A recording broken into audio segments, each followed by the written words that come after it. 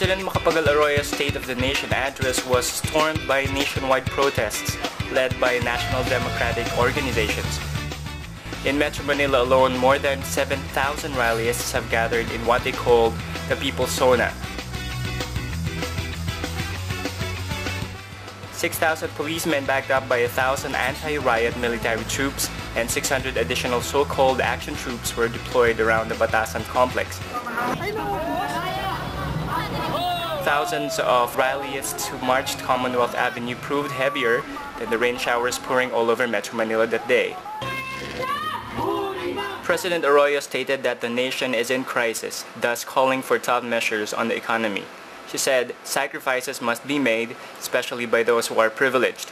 Once we have proved to our people that we've done what we can within the present structure of government, we can move on to changing the system to one that enhances our freedom and flexibility to do more. Meanwhile, the rallyists lambasted Arroyo's call for sacrifice, saying that the majority of the Filipinos have already suffered for too long.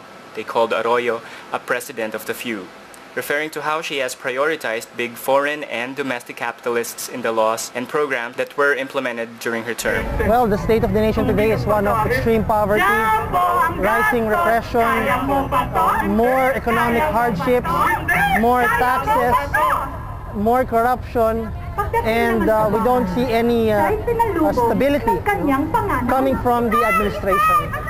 Sa 6 na taon na inagaw at dinayang pwesto at kapito kong si Gloria Macapagal Arroyo, pag-usapan natin kung ano ang ating basa sa nangyayaring papatinding karahasan, hindi lamang sa kanayunan sa ating mga kapatid na mga magsasaka, kung hindi hanggang dito sa mga lansangan ng Maynila, sa lansangan ng Cebu, ng Davao at iba pang mga syudad. President Arroyo delivered her 5 reform package, which includes creating jobs through higher economic growth, eradicating corruption through good governance, providing social justice and basic needs, enhancing education and youth opportunity, and boosting power sufficiency and savings.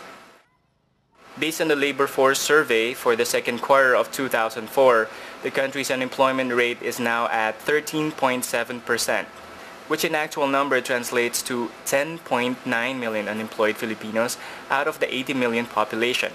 Arroyo's employment target of more than 6 million jobs is baseless, since her last administration delivered only 560,000 jobs in 2003.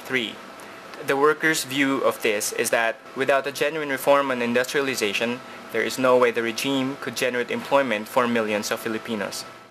Militant youth organizations also criticized Arroyo's program for education, pointing specifically on their affliction from the decreased state subsidy that resulted to increases in tuition and fees. The youth condemned the prioritization of the national budget being in a total disarray with much increase in military and debt servicing. Ito ang nagpapakita ng 6 na taon ni Gloria Macapagal Arroyo sa Malacanang ay hindi magdudulot ng kabutihan para sa kabataan at sa mamamayan. Hindi maghahatid ng dekalidad na edukasyon. In addition, the rallyists dissented the worsening condition of the ordinary Filipinos that aggravates each time the prices of petroleum products and power rates go on hike. This year alone saw the series of increase on the prices of petroleum reach 6 times, benefiting mainly the oil companies, Petron, Shell, and Caltex, who amassed profits amounting to 194 million pesos or $3.46 million. Power consumers, on the other hand, had to pay an additional 20 pesos in their monthly electric bills charged this month by Meralco. Rallyists also expressed concern on the administration's plan to impose new tax measures, saying that these will add burden to the majority, considering that the purchasing power of the peso decreased to 55 centavos as of June 2004. The People's SONA was ended with an optimism of the country's heightening awareness and resistance to what they consider a bogus, puppet, fascist, and oppressive regime. Papansikin